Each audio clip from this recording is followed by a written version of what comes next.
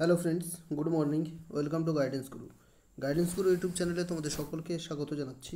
আজ হচ্ছে 16ই মে এবং আজ আমরা 15 তারিখ এবং 16 তারিখ 15 এবং 16 তারিখের মোট 14টি কারেন্ট অ্যাফেয়ার্স আলোচনা করব। আজ আমাদের মোট 14টি প্রশ্ন রয়েছে, তো অবশ্যই লাস্ট পর্যন্ত দেখবে। প্রত্যেকটি প্রশ্নই বাছাই করা তোমাদের সমস্ত পরীক্ষার জন্য ইম্পর্টেন্ট। তোমরা নতুন হয়ে থাকলে আমাদের চ্যানেলটা সাবস্ক্রাইব করে পাশে দেওয়া বেল আইকন অবশ্যই অন করবে, তাহলে প্রত্যেকটি ক্লাসের নোটিফিকেশন তোমরা পেয়ে যাবে। কিছুদিন আমাদের কারেন্ট অ্যাফেয়ার্সের ক্লাস বন্ধ ছিল, তারপর আবার আমরা প্রত্যেকদিন কারেন্ট অ্যাফেয়ার্সের ক্লাসটা শুরু করেছি। প্রত্যেকদিন সকালে 6 AM আমাদের কারেন্ট অ্যাফেয়ার্সের ক্লাস হচ্ছে এবং এটা হচ্ছে আমাদের অফিসিয়াল অ্যাপ। এই অ্যাপটা ইনস্টল না করে থাকলে ডেসক্রিপশন বক্সে লিঙ্ক দেওয়া আছে, সেখান থেকে আমাদের অ্যাপটা ইনস্টল করো। যে কোনো পরীক্ষার প্রস্তুতি তোমরা এই অ্যাপের মাধ্যমে নিতে পারবে। চলো তাহলে দেরি না করে আজকের ক্লাসটা শুরু করা যাক। দেখো, আজকের প্রথমেই অতি গুরুত্বপূর্ণ একটা প্রশ্ন। সম্প্রতি ঈশা সিং এবং Saurabh Chaudhary ISSF junior World Cup 2022-এ কোন পদক জিতলেন? কারেক্ট আনসার হবে গোল্ড মেডাল তারা পেয়েছেন, স্বর্ণপদক। Option A is the correct answer. Indian pistol pairs Esha Singh and Saurabh Chaudhary clinched the mixed team pistol gold at International Shooting Sports Federation. ISSF এর পুরো নাম হচ্ছে ইন্টারন্যাশনাল শুটিং স্পোর্টস ফেডারেশনে তারা যুগ্ম হিসেবে একসঙ্গে স্বর্ণপদক পেয়েছেন। জুনিয়র ওয়ার্ল্ড কাপ ইন শাহল, জার্মানিতে, এটা যেটা আয়োজিত হচ্ছে জার্মানিতে। দেখো, ISSF প্রতিষ্ঠা হয়েছিল 1907 সালে। হেডকোয়ার্টার হচ্ছে মিউনিক, জার্মানির মিউনিক শহরে, এবং ISSF এর প্রেসিডেন্ট হচ্ছেন ভ্লাদিমির লিজিন। তাহলে যদি প্রশ্ন থাকে তোমাদের পরীক্ষাতে যে ঈশা সিং এবং সৌরভ চৌধুরী কোন খেলার সঙ্গে যুক্ত, তখন কি হবে? তারা একজন শুটার।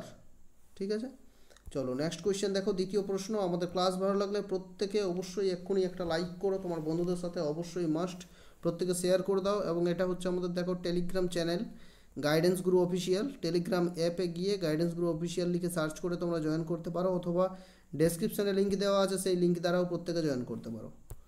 পরবর্তী প্রশ্ন দেখো, 2 নম্বর প্রশ্ন। সম্প্রতি কে কনফেডারেশন অফ ইন্ডিয়ান ইন্ডাস্ট্রি এর প্রেসিডেন্ট নিযুক্ত হলেন?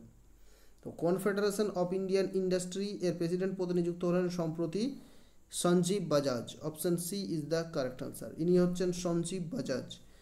ডিটেলসে দেখো, chairman of Bajaj Finserv limited Sanjiv Bajaj has assumed the office of confederation of Indian industry president of the year 2022-23 after replacing the CEO of Tata steel T V Narendra.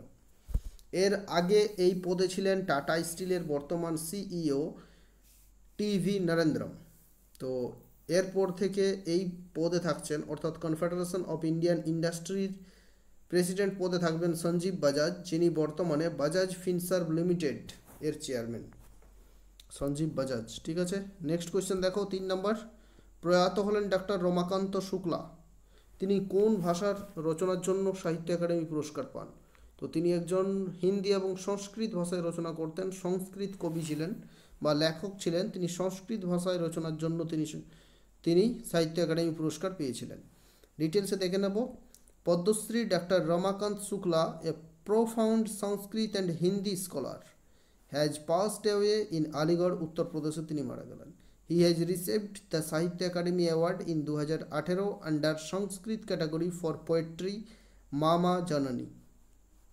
মামা জননী সংস্কৃত ভাষায় এই পোয়েট্রিটি রচনা করার জন্য তিনি 2018 সালে সংস্কৃত ভাষায় সাহিত্য একাডেমি পুরস্কার পান। আর option D is the correct answer, Sanskrit. Next প্রশ্ন হচ্ছে, সম্প্রতি কোন দিনটি বিশ্ব পরিযায়ী পক্ষী দিবস হিসেবে পালন করা হয়, বা কোন দিনটি প্রত্যেক বছর ওয়ার্ল্ড মাইগ্রেটরি ডে হিসেবে পালন করা হচ্ছে? কারেক্ট আনসার হবে 14 মে। 14ই মে প্রত্যেক বছর ওয়ার্ল্ড মাইগ্রেটরি ডে হিসেবে পালন করা হয়। ডিটেলসে দেখে নাও। World Migratory Bird Day, migratory day নয়, ওয়ার্ল্ড মাইগ্রেটরি বার্ড ডে অর্থাৎ বিশ্ব পরিযায়ী পক্ষী দিবস day is marked twice a year since it inauguration in 2006। 2006 সালে এই দিনটি প্রতিষ্ঠা করা হয়।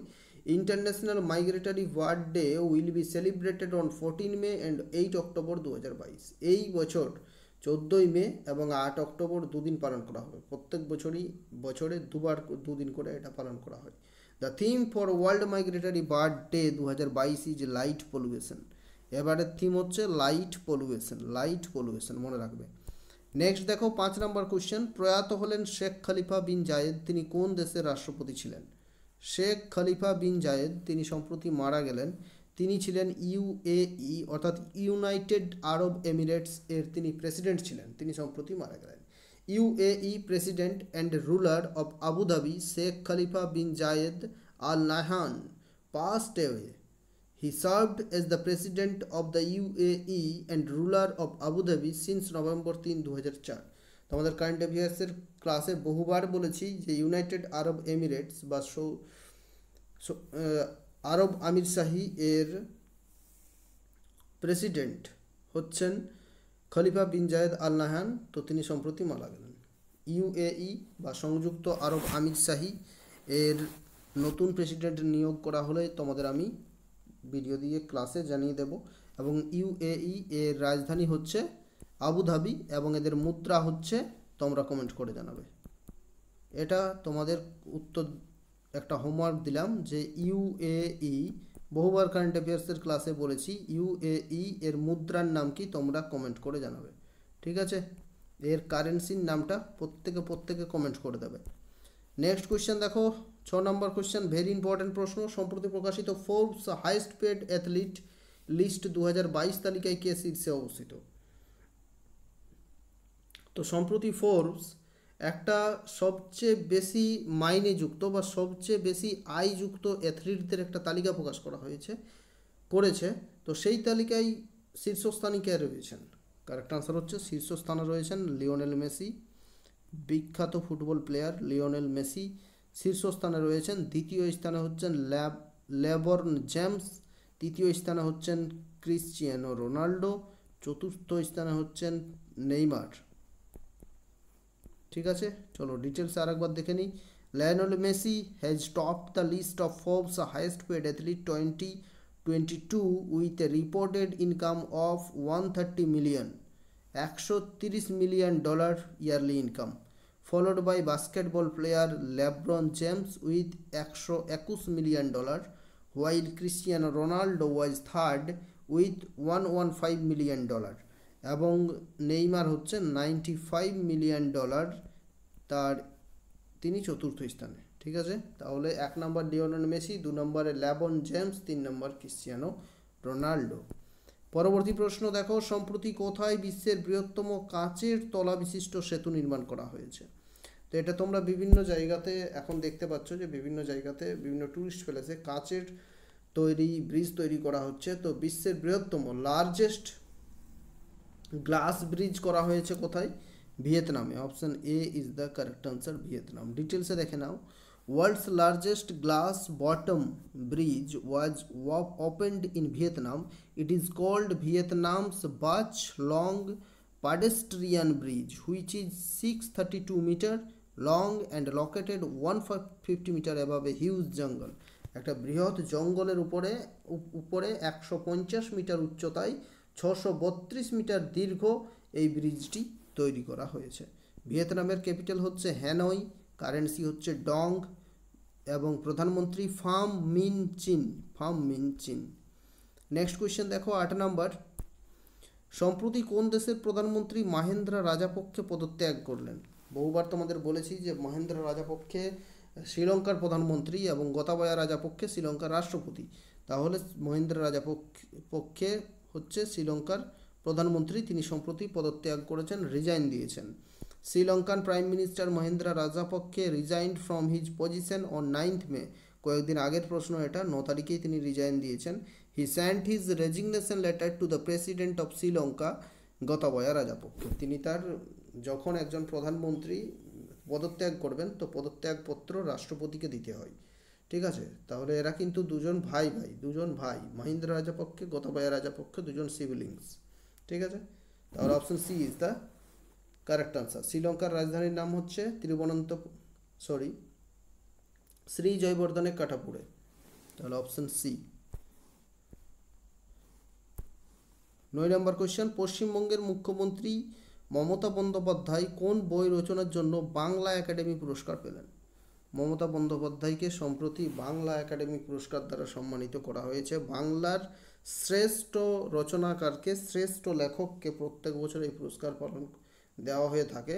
তো তিনি এই পুরস্কারটি পেলেন অনর সাহিত্য সাধনার জন্য এবং বকুল বিতান কবিতা বিতান এই বইটি রচনার জন্য তিনি পেয়েছেন। প্রশ্নটা ছিল বাংলা একাডেমি পুরস্কার পেলেন কোন বই রচনার জন্য বাংলা একাডেমি পুরস্কার পেলেন? তো কবিতা বিতান। কবিতা বিতানে তিনি মোট 948টির মতো কবিতা লিখেছেন। West Bengal chief minister Mamata Banerjee received the Bangla academy award for her relentless literary pursuit. The award introduced this year by Sahitya Academy was presented to Banerjee for her book Kavita Bitan, which pays tribute to the best writer of West Bengal, Mamata Banerjee. Kavita Bitan was launched at the 2020 Kolkata Book Fair. এটা launch করা হয়েছিল। The book contains 946 poems written by the TMC Supremo. TMC প্রধান দ্বারা মমতা বন্দ্যোপাধ্যায় দ্বারা 946টি কবিতা এর মধ্যে রয়েছে। কবিতা বিতানের জন্য তিনি এই পুরস্কারটি পেলেন। নেক্সট কোয়েশ্চেন দেখো 10। সম্প্রতি কোথায় ভারতের প্রথম জৈব গ্যাস চালিত বা বায়োগ্যাস চালিত EV charging electric vehicle charging station উদ্বোধন করা হলো? তো সম্প্রতি মুম্বাইতে এই প্রথম ভারতের মধ্যে মুম্বাইতে জৈব গ্যাস বা বায়োগ্যাস চালিত ইলেকট্রিক ভেহিকেল চার্জিং স্টেশন উদ্বোধন করা হয়েছে। দেখো ডিটেলসে, India's first EV charging station powered by biogas was inaugurated in Mumbai, Maharashtra. This station will expected to generate 220 units of electricity from food waste collected from its nearby areas. তো যেখানে স্টেশনটি তৈরি করা হয়েছে তার আশেপাশে যে জায়গাগুলো রয়েছে সেখান থেকে আবর্জনা থেকে, সেখানের বিভিন্ন ঘরের গার্বেজ থেকে, আবর্জনা থেকে 220 ইউনিট বিদ্যুৎ কিন্তু এখানে তৈরি করা হবে। তো ওয়েস্ট পদার্থ থেকে তৈরি করা হচ্ছে। খুব ভালো উদ্যোগ নেওয়া হয়েছে, খুব ভালো কাজ, পরিবেশ রক্ষার্থে এটা ভালো কাজ। নেক্সট দেখো 12th IBA World Women's Boxing Championship কোথায় শুরু হলো? 12তম IBA World Women's Boxing Championship শুরু হলো সম্প্রতি ইস্তানবুলে। Option A is the correct answer, Istanbul. ডিটেলসে দেখো, the 12th edition of the IBA Women's World Boxing Championship was kick started in Istanbul, Turkey বা তুর্কিতে। In this event, more than 400 boxers from a recent 93 countries are set to take part. তো এখানে 400টি বক্সার্স, প্রায় 93টি দেশের 400 boxer অংশগ্রহণ করবে। তার মধ্যে ভারতের প্রধান প্রতিনিধিত্ব করছেন লাভলিনা বরগোহাইন, যিনি পুরস্কার পেয়েছিলেন সম্প্রতি যে টোকিও অলিম্পিকে। নেক্সট কোয়েশ্চেন দেখো 12 নম্বর প্রশ্ন, কোন রাজ্য চারা